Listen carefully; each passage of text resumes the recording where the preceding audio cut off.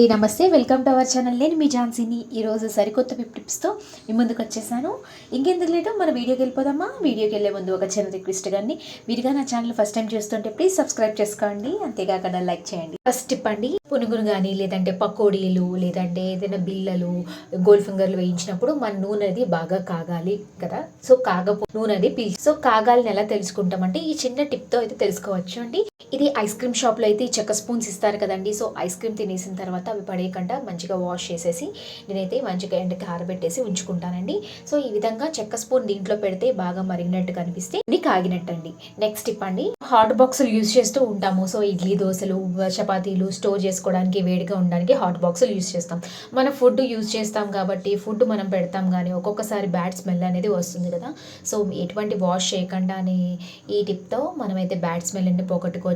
చూసారు కదండి, ఒక అగ్గిపుల్ల వెలిగించేసి మనం ఆర్పేసి ఇలా ఒక 1 minute పాటు మూత పెట్టి ఉంచితేనండి ఆ బ్యాడ్ స్మెల్ ఎంత పోతుందండి. తర్వాత విమ్ లిక్విడ్తో కానీ లేదంటే ఏదైనా సోప్తో కానీ వాష్ చేసుకుంటే సరిపోతుంది. నెక్స్ట్ టిప్ అండి, ఇప్పుడు వర్షాకాలం వచ్చేసింది కదా. అగ్గిపుల్ల ఏంటంటే వెలక్కండా ఉంటాయి, అంటే లోపల చెమ్మ తేరిపోయి వెలక్కండా ఉంటుంది. ఈ చిన్న టిప్తో అయితే మనం చక్కగా వెలిగించుకోవచ్చండి.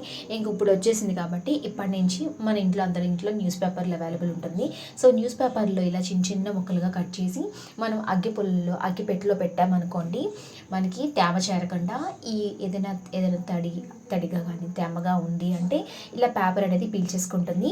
చూసారు కదా, ఇలా చిన్న ముక్కలు కట్టి పెట్టేసుకోవాలి. ఎందుకంటే అగ్గిపెట్టె ఆల్రెడీ చిన్నది కాబట్టి ఇలా చిన్న ముక్కలు కట్ చేసుకొని అగ్గిపెట్టెలో పెట్టుకుంటే సరిపోతుంది.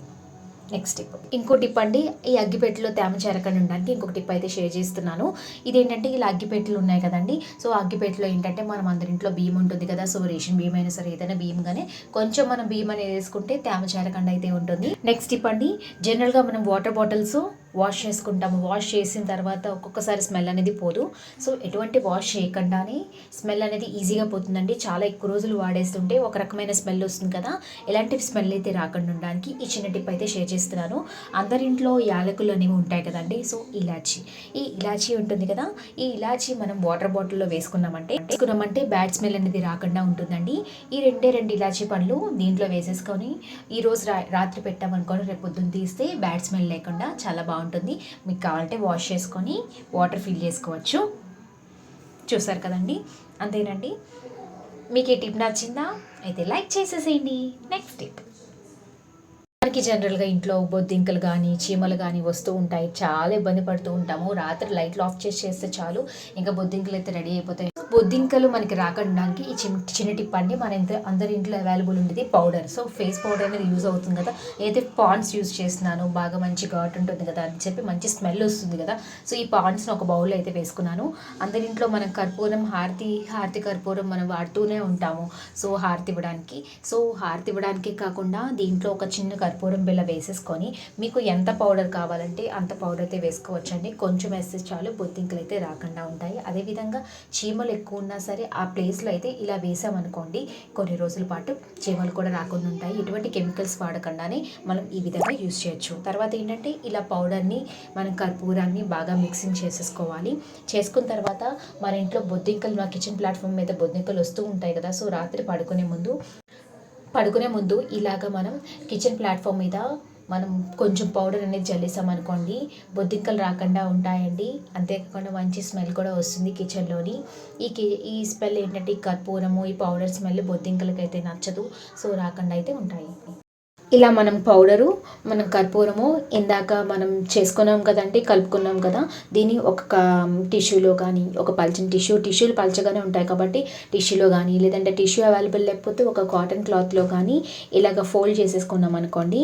ఇలా ఫోల్డ్ చేసేసి ఇప్పుడు వర్షాకాలం కాబట్టి వర్షాకాలంలో ఇలా పెట్టుకున్నాం అనుకోండి ఎటువంటి చెంబ వాసన కానీ బ్యాడ్ స్మెల్ కానీ రాకుండా అయితే ఉంటాయి.